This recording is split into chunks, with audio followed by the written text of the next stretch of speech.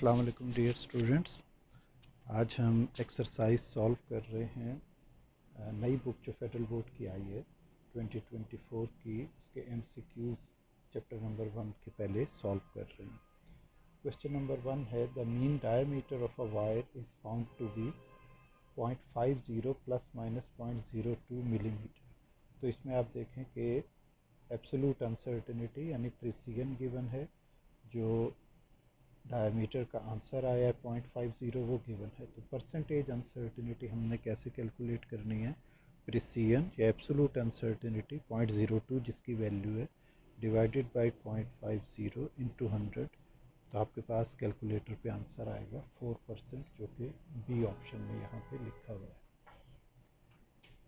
Second question है a reaction takes place that is expected to yield 171.9 gram of product but it only yields 154.8 grams। अब इसमें percentage error experiment में कितनी है, यानी कि एक्सपेरिमेंट में एक्सपेक्टेशन ये थी कि वो 171.9 ग्राम प्रोडक्ट हमें हासिल होगी, यील्ड होगी, जबकि ऐसा हुआ नहीं। जो हमें हासिल हुई अमाउंट वो 154.8 है। तो इनमें जो डिफरेंस है उसको, जो हमारी एक्सपेक्टेड वैल्यू थी, रिज़ल्ट था, या जो हम एक्सपेरिमेंटेशन से पहले कैलकुलेशन में चाह रहे थे कि इतनी चीज़ आए, वो उससे डिवाइड करेंगे। तो difference divided by actual amount multiply by 100, वो लिखना हम भूल गए, इंटू 100, तो ये 9.95% इसका आंसर आएगा, जो डी ऑप्शन में लिखा हुआ है। क्वेश्चन नंबर 3 है three different people way a standard mass of 2 gram on the same balance. Each person obtains a reading of exactly 7.32 gram for the mass of the standard. These results imply that the balance that was used is, फिर आगे चार options हैं, यानी actual standard पहले से हमें पता है कि 2 ग्राम है, लेकिन जो वेट मशीन है उस पर आंसर आ रहा है 7.32 ग्राम, और तीन डिफरेंट लोगों ने उस वे मशीन को यूज़ करते हुए इसको कैलकुलेट किया, तीनों का एक ही आंसर आया। तो गलत आंसर बेशक आ रहा है, लेकिन हम इसको डी ऑप्शन जो है उसके मुताबिक आंसर करेंगे कि ये आंसर प्रिसाइज है बट नॉट एक्यूरेट, लेकिन दुरुस्त आंसर, ठीक आंसर नहीं है।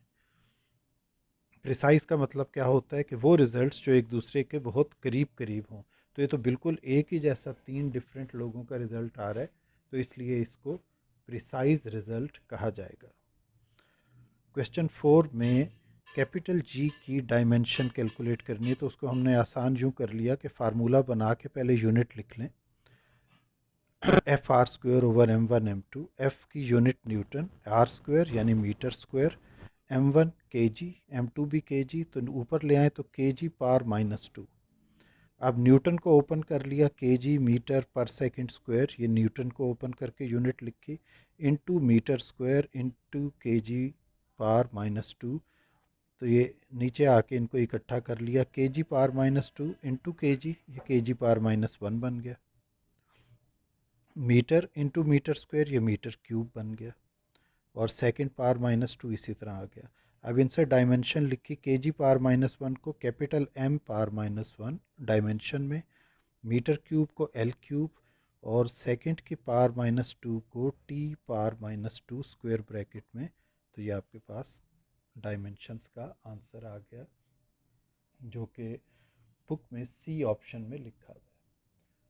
Question number 5 a measurement which on repetition give same और nearly same result.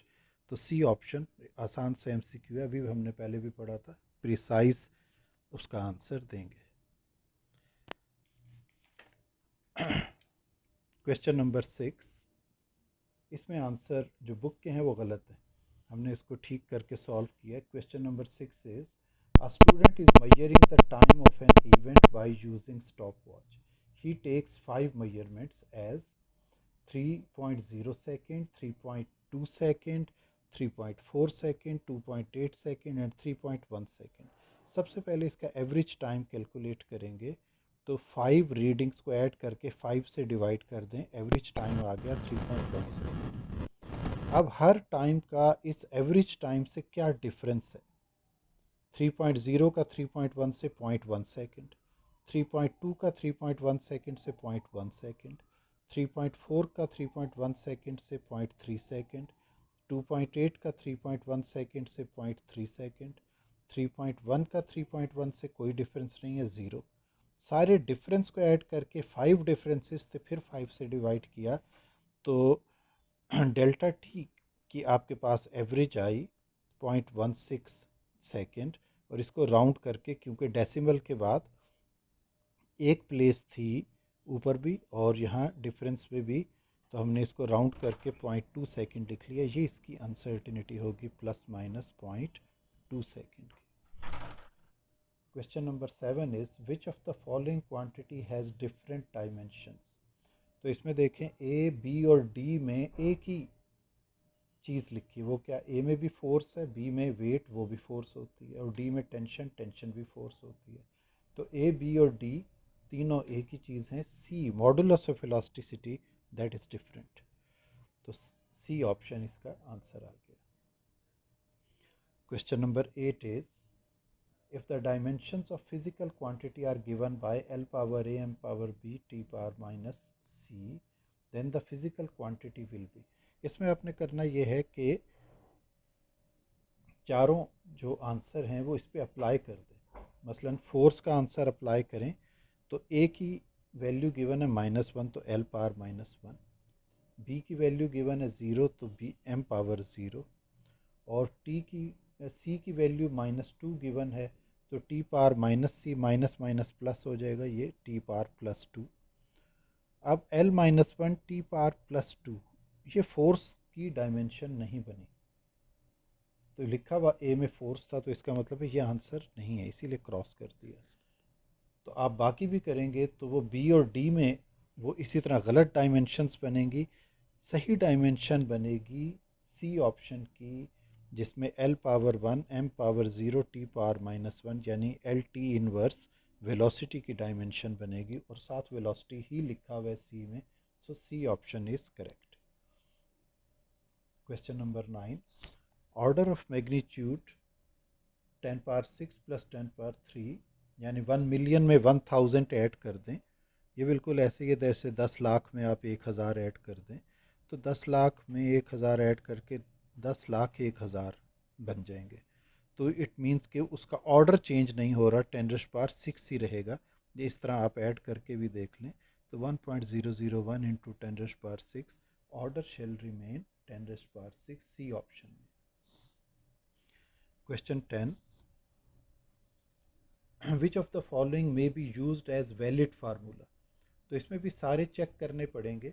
A option correct है। उसमें आप देखें अंडर रूट लेमडा जी की डायमेंशन को हमने चेक किया, वी की डायमेंशन एल टी इनवर्स, और अंडर रूट लेमडा जी में लेमडा की जगह एल और जी की एल टी पावर -2 मीटर पर सेकंड स्क्वायर यूनिट होती है ना जी की, तो L T power -2 square root के अंदर L into L, L square हो गया, टी पावर -2 स्क्वायर रूट से बाहर आएंगे तो इनके स्क्वायर ख़त्म हो जाएंगे, तो एल स्क्वायर एल बन जाएगा और टी पावर -2 टी पावर -1 बन जाएगा। यानी ऊपर जो dimension of velocity L T inverse थी वो इसका भी आंसर आ गया, राइट साइड का भी। इट मीन्स कि ये इक्वेशन करेक्ट है। बाकी जिसमें आप पुट करेंगे डायमेंशंस उनके इनकरेक्ट डायमेंशंस के आंसर आएंगे। सो ए ऑप्शन इज़ करेक्ट। तो इस तरह एमसीक्यूज़ इसके चैप्टर नंबर 1 के हमारे मुकम्मल हो गए।